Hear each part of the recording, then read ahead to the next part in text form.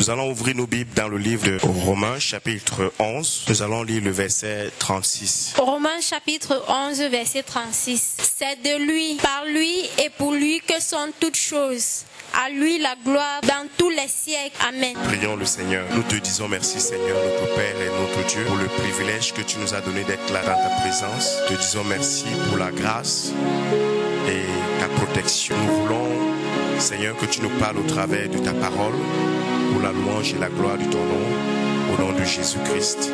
Amen. Le texte que nous avons lu est l'un des textes les plus importants de la Bible. Pour ceux qui me côtoient et connaissent que c'est le verset biblique qui détermine ma vie, c'est le verset biblique également qui détermine même ma théologie et même ma manière de voir Dieu et de le comprendre. Pourquoi? Tout simplement parce que ce texte nous enseigne pourquoi est-ce que Dieu nous a créés, pourquoi est-ce que Dieu t'a créé, pourquoi est-ce que Dieu a créé le monde qu'il a créé. Et je pense pour ma part que c'est l'une des choses que chacun de nous doit savoir. Pourquoi est-ce que Dieu m'a créé? Pourquoi est-ce que Dieu a créé ce monde? Les philosophes ont pu chercher des réponses à cette question, mais leurs réponses ne leur ont pas amené à la vérité, parce que nous croyons que seule la Bible est la vérité. Le texte que nous avons lu nous dit donc que c'est de lui, c'est-à-dire c'est de Dieu, c'est par Dieu et c'est pour Dieu que toutes choses existent, que toutes choses ont été créées, et à Dieu soit la gloire dans les siècles des siècles. Donc la Bible dit donc c'est de lui, c'est de Dieu que toutes choses ont été créées, c'est de Dieu que tu as été créé, c'est de Dieu que j'ai été créé, c'est de Dieu que le manguier a été créé, c'est de Dieu que les herbes ont été créées, c'est de Dieu que les mers ont été créées, que les rivières ont été créées, que tout ce que nous voyons qui est sur la terre a été créé. Mais quand on dit que c'est de Dieu, c'est de lui que toutes choses ont été créées, qu'est-ce que cela signifie? Cela signifie tout simplement que Dieu est le concepteur de toutes choses. C'est lui qui a conçu la chose. Vous savez, pour ceux qui construisent les maisons, avant de commencer à construire une maison, on fait ce qu'on appelle la conception du plan. On fait le plan de la maison, on dit que le salon sera à ce niveau, on fait le dimensionnement, on met ainsi de suite, jusqu'au niveau même de la fondation et jusqu'au niveau de la toiture. On conçoit la chose avant qu'on ne commence à réaliser la chose. Donc Dieu est le concepteur. Ce n'est pas que quelqu'un a eu à concevoir quelque chose, quelqu'un n'a pas eu à concevoir et à présenter à Dieu, voilà ce que j'ai conçu, je veux que tu réalises. Non, Dieu est celui qui a conçu toutes choses. Mais qu'est-ce que cela signifie? Cela signifie que c'est Dieu qui a conçu ce que tu es. C'est Dieu qui a planifié ton teint, ta taille, la taille de tes doigts, le type de cheveux que tu vas avoir, ta race. C'est Dieu qui a conçu la famille dans laquelle tu devais naître, le pays dans lequel tu devais naître, la tribu dans laquelle tu devais naître. Ce n'est pas un fait du hasard, ce n'est pas une affaire qu'il y a eu une rencontre entre les deux gamètes, femelle et mâle, et directement l'enfant est venu. Non. Tout ce qui a été conçu par Dieu.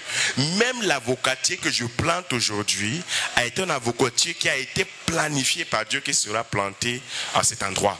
Dieu donc est celui qui nous a conçus.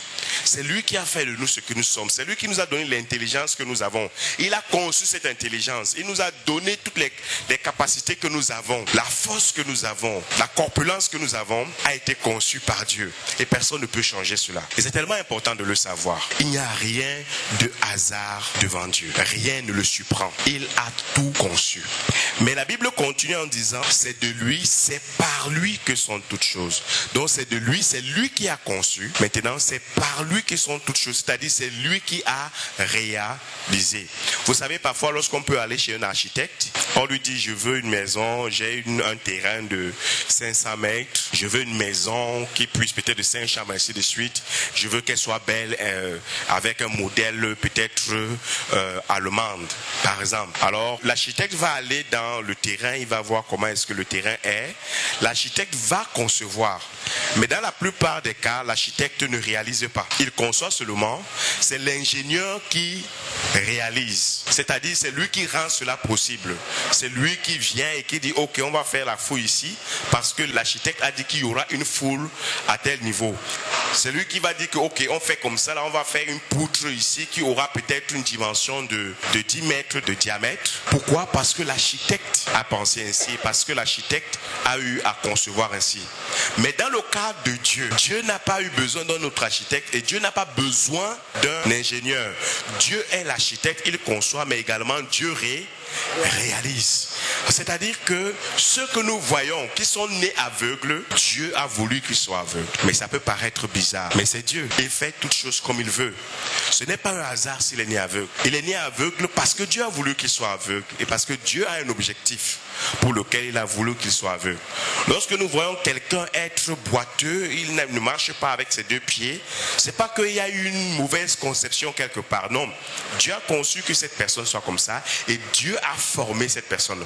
Vous vous rappelez du livre de Psaume 139, le verset 16. La Bible dit que avant que je ne sois une masse informe, tu me connaissais. Et c'est toi, Dieu, qui m'a formé. C'est Dieu qui nous a formés.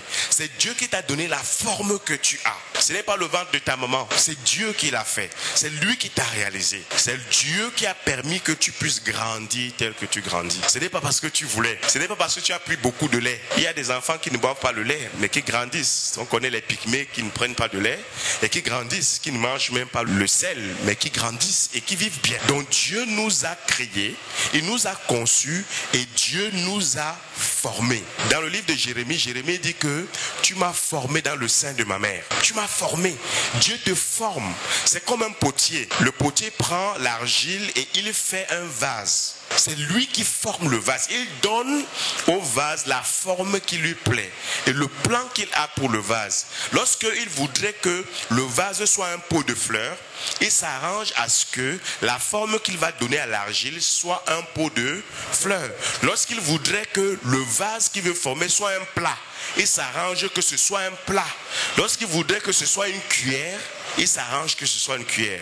Il ne peut pas commencer à vouloir faire une cuillère, ça devient un pot de fleurs. C'est pas possible. C'est la même chose pour Dieu. Dieu t'a créé, Dieu a voulu que tu sois ce que tu es. Et c'est très important de le savoir. Et troisième point, c'est que c'est pour lui que sont toutes choses. Et c'est là où la différence maintenant se crée. Tout le monde sait que c'est Dieu qui l'a conçu. Tout le monde sait que c'est Dieu qui l'a réalisé. C'est-à-dire Dieu l'a formé. Mais très peu savent que c'est pour Dieu. Et c'est là où la différence se fait. Écoutons, Dieu t'a conçu, Dieu t'a réalisé pour lui-même. Vous savez, lorsqu'il s'agit d'une maison, je prends par exemple le deuxième pont du Vouri, c'est un architecte, une jeune Camerounaise en France qui l'a conçu. Et ce sont les ingénieurs français et chinois qui l'ont réalisé, mais c'est pour les Camerounais. Vous voyez ici 3 personnes avec 3 travaux différents. Il y a le concepteur, la jeune fille architecte qui est en France, et il y a maintenant les réalisateurs, ce sont les Français et les Chinois. Mais ce n'est pas pour l'usage des Français et pour l'usage des Chinois, c'est pour l'usage des Camerounais. Mais en ce qui concerne Dieu, les choses sont différentes. Et en ce qui nous concerne, les choses sont différentes. C'est Dieu qui nous conçoit, c'est Dieu qui nous réalise, et c'est pour Dieu, c'est pour son usage, c'est pour sa consommation, c'est pour son intérêt, c'est pour sa satisfaction.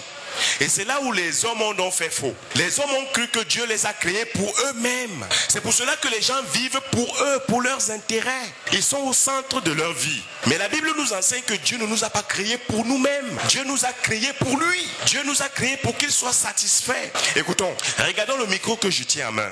Ce micro a été conçu par l'homme. Il a été créé par l'homme pour l'usage de l'homme, n'est-ce pas?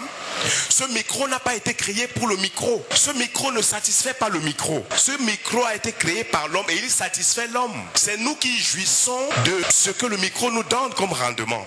Ce n'est pas le micro, c'est la même chose. Ce n'est pas l'homme qui jouit du fait qu'il soit homme. C'est Dieu qui doit jouir du fait que l'homme est homme. Dieu doit être satisfait pour nous et Dieu doit voir que nous existons pour son usage. Et c'est là où l'homme a donc fait faux. La Bible nous enseigne que lorsque Dieu crée l'homme, il met Adam et Ève dans le jardin d'Éden.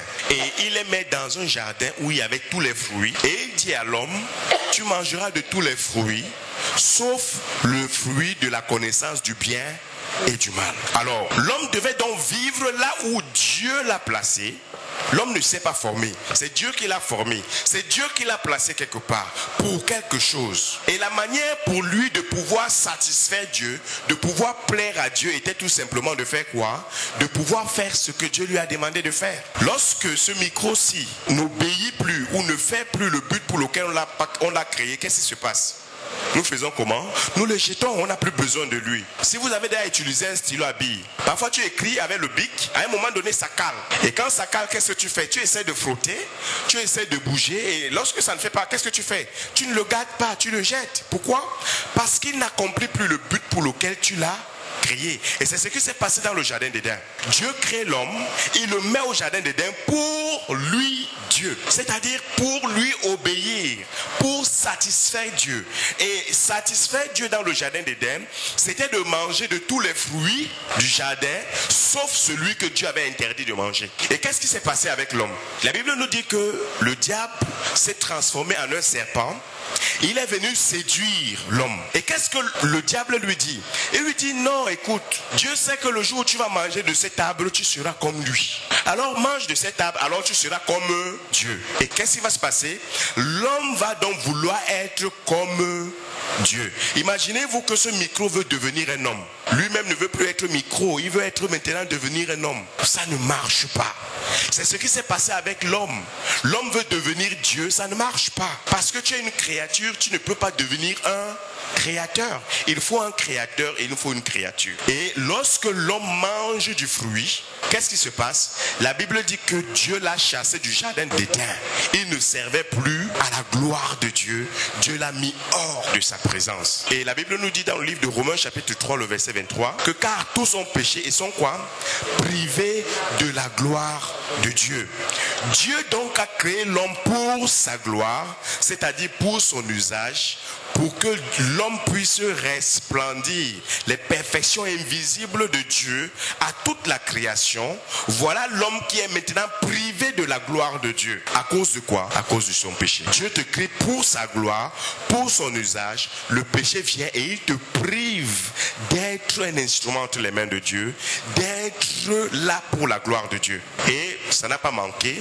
Romains chapitre 6, le verset 23 va nous dire que le salaire du péché, c'est la mort. C'est la conséquence du fait que l'homme est privé de la gloire de Dieu. Si tu es privé de la gloire de Dieu, devant Dieu, tu es mort. Et lorsqu'on parle de la mort ici, il ne s'agit pas seulement de la mort physique. Il s'agit également de la mort spirituelle. La mort, normalement, dans les Écritures, renvoie à trois choses. La première chose, c'est dans le livre d'Ésaïe, chapitre 59, le verset 2, où la Bible dit que nous sommes séparés de Dieu à cause de nos péchés. La Bible dit dans le verset 1 que non, la main de l'Éternel n'est pas trop courte pour sauver, ni son oreille trop dure pour entendre, mais que ce sont nos péchés qui mettent une séparation entre nous et notre Dieu. Ce sont nos iniquités qui l'empêchent même de nous écouter. Parce que nos mains sont souillées, nos bouches profèrent le mensonge. Et à cause de cela, Dieu ne peut pas avoir une bonne relation avec nous. Dieu se sépare de nous. Dieu est saint et nous sommes souillés. Il ne peut pas avoir de relation entre la lumière et les ténèbres. Et c'est la raison pour laquelle Dieu chasse même l'homme et la femme du jardin d'Éden, parce que c'est le lieu où ils devaient être ensemble, mais le péché est venu les séparer de Dieu. Le salaire du péché, c'est la mort, c'est-à-dire la séparation avec Dieu. Mais ce n'est pas tout. Le salaire du péché, c'est la mort. Dans le livre de Romains chapitre 7, à partir du verset 15 au verset 17, la Bible dit que ce que je veux faire, je ne le parviens pas à le faire. C'est ce que je ne veux pas faire que je fais. Je ne sais pas si cela vous est souvent arrivé. Moi, cela m'est arrivé plusieurs fois.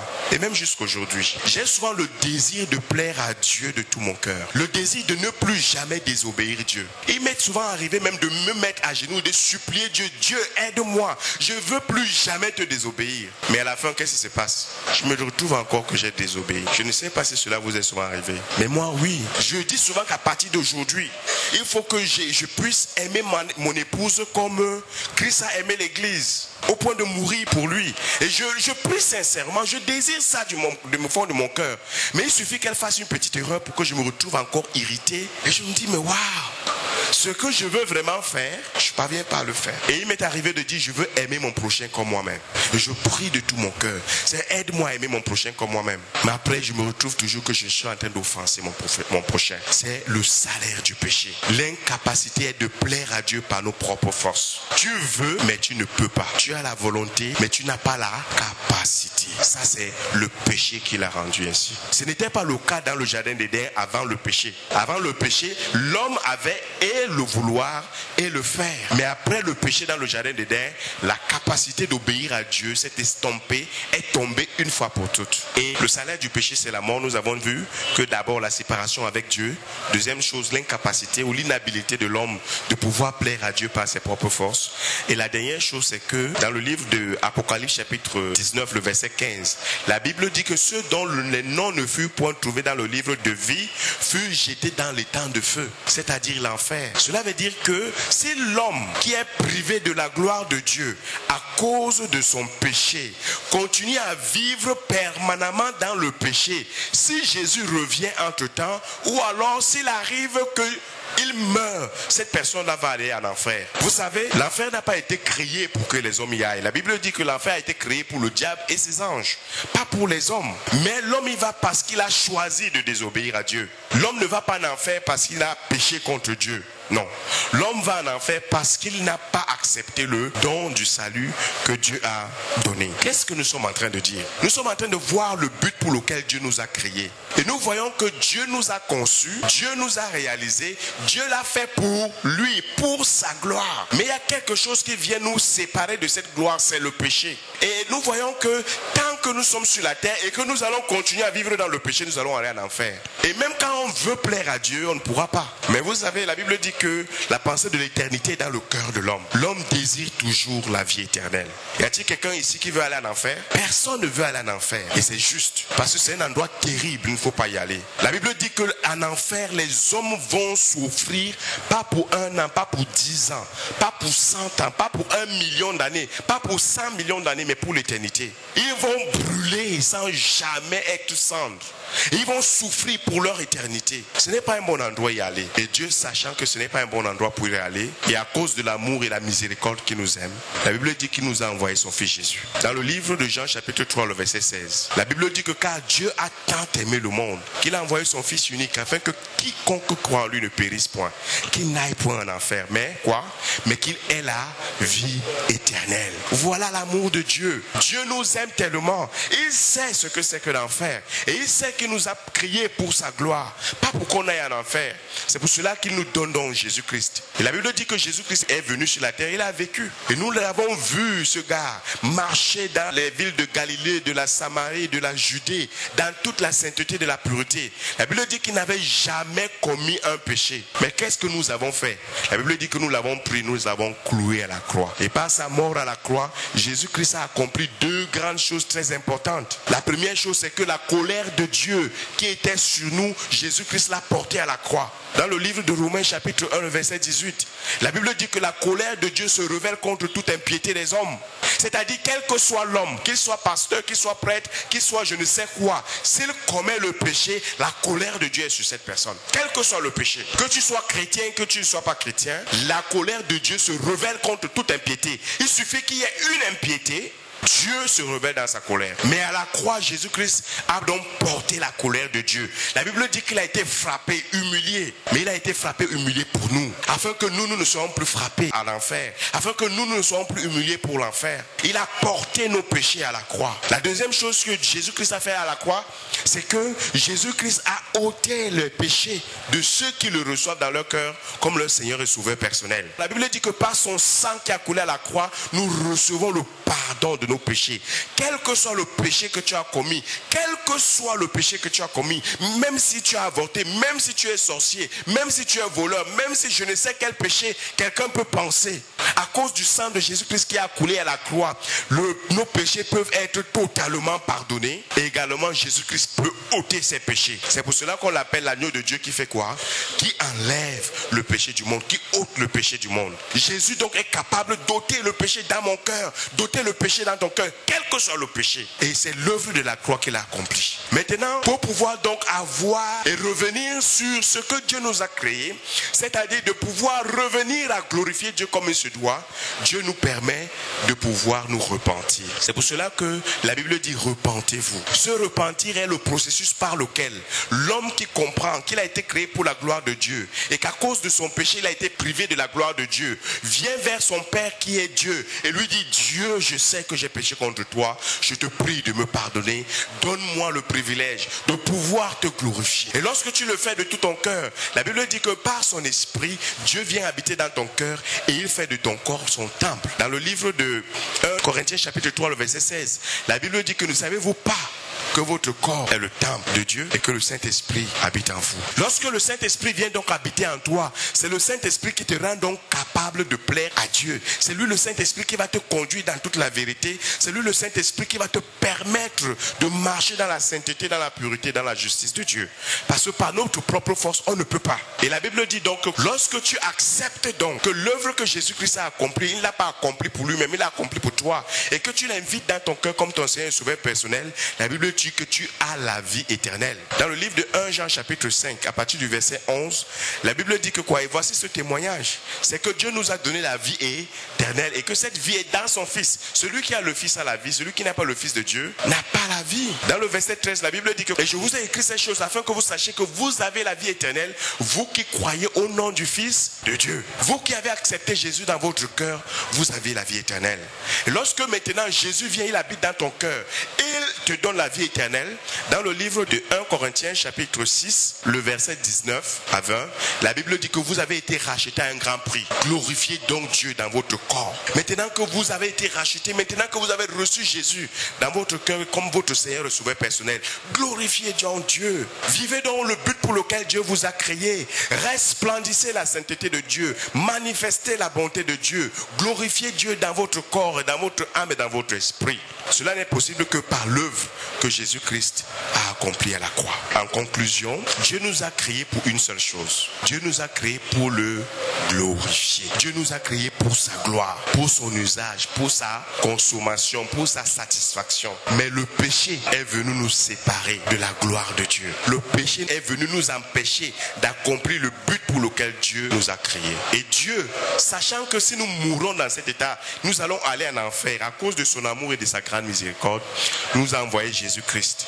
Jésus-Christ est mort à la croix pour nous sortir donc de l'esclavage dans lequel le péché nous avait mis, de la mort dans lequel le péché nous avait mis. Et pour pouvoir donc bénéficier de l'œuvre de Dieu et de pouvoir le glorifier comme il se doit, nous devons accepter Jésus-Christ dans notre cœur comme notre Seigneur et Sauveur personnel par le processus qu'on appelle la repentance. Je voudrais juste vous poser une question avant de clôturer ce message. Est-ce que réellement tu as accompli le but pour lequel Dieu t'a créé? Si tu vis encore dans le péché, quel que soit le péché, que ce soit le mensonge ou je ne sais quoi, tu dois pouvoir savoir que tu es hors du plan de Dieu. Et que si tu meurs dans cette situation, tu ne pourras pas être au paradis. On ne va pas au paradis parce qu'on est pasteur. Je peux vous prêcher comme je prêche là. Si je n'ai pas reçu Jésus dans mon cœur comme mon Seigneur et Sauveur personnel, je vais aller en enfer. On ne va pas au ciel parce qu'on est pasteur ou parce qu'on est ancien ou parce qu'on a été baptisé ou parce qu'on prend la communion. Et on va au ciel parce qu'on a reconnu que notre péché nous prive de la gloire de Dieu et que Jésus-Christ est mort à la croix pour nous sauver du péché afin que nous puissions vivre effectivement la gloire de Dieu et entrer au paradis. Si au fond de ton cœur, tu veux vraiment que Dieu t'ait accompli le but pour lequel il t'a créé, tu vas baisser ta tête et tu vas prier. Tu vas demander à Dieu sincèrement pardon pour les péchés que tu as commis. C'est dans ton cœur, personne ne t'écoute, mais toi tu es là avec Dieu. Dieu écoute et sonde les cœurs. Demande-lui pardon pour les péchés que tu as commis. Dis-lui, Seigneur, pardonne-moi pour tous les péchés que j'ai commis. Et si tu connais les péchés là, peut-être si c'est le mensonge, le vol, l'adultère, dis-lui, Seigneur, j'avais fait telle chose, j'avais commis tel péché, j'avais commis tel péché. Parle à ton Dieu, il t'aime, confesse. Dis-lui, Seigneur, si tu as même visité les marabouts, dis-lui, Seigneur, j'ai visité les marabouts. Oh Dieu, pardonne-moi. Si tu as avorté, si tu as commis, tu as regardé les films pornographiques, tu as fait des choses qui ne sont pas bien devant Dieu, demande à Dieu de te pardonner. Confesse ses péchés. Dis-lui, Seigneur, telle chose, j'ai fait ça. Dis à Dieu que tu voudrais de tout ton cœur accomplir le but pour lequel il t'a créé. Dis-lui, Seigneur, je vais accomplir le but pour lequel tu m'as créé. S'il te plaît, aide-moi par ton Fils Jésus-Christ. Dis-lui que tu veux que Jésus vienne dans ton cœur et que Jésus règne dans ton cœur. Et si tu es là et tu ne connais pas prier, je vais te donner une suggestion de prière ici que tu vas réciter, tu vas répéter juste après moi comme si c'était une prière que toi-même tu faisais. Tu vas dire, Seigneur Jésus, j'ai péché contre toi, je te prie de me pardonner. Je crois que tu es mort à la croix pour moi. Et je prie que tu viennes me sauver. Ô Seigneur, délivre-moi du péché et donne-moi de vivre pour ta gloire. À partir d'aujourd'hui, règne dans mon cœur. Sois mon Seigneur et mon Sauveur personnel. Au nom de Jésus-Christ. Amen. Amen. Que Dieu vous bénisse abondamment. Je voudrais prier pour ceux-là qui ont fait cette prière sincèrement de tout leur cœur. Si tu as fait cette prière sincèrement de tout ton cœur, tu lèves ta main droite et nous allons prier. Tu n'as pas besoin de regarder quelqu'un d'autre. Tu le fais de toi-même. Si tu l'as fait de tout ton cœur, tu lèves ta main. L'objectif, c'est juste pour qu'on prie pour vous. Gloire à Dieu. Que le Seigneur vous bénisse. Prions. Seigneur, je te lève mes frères et mes sœurs qui t'ont invité dans leur cœur et qui t'ont dit de venir les aider à accomplir le but pour lequel tu les as créés. Je te supplie, Seigneur, change leur cœur et donne-leur la vie éternelle. Pardonne tous leurs péchés, Seigneur, et donne-leur la force de ne plus vivre dans le péché. Au nom de Jésus-Christ. Amen. Amen. Que Dieu vous bénisse abondamment.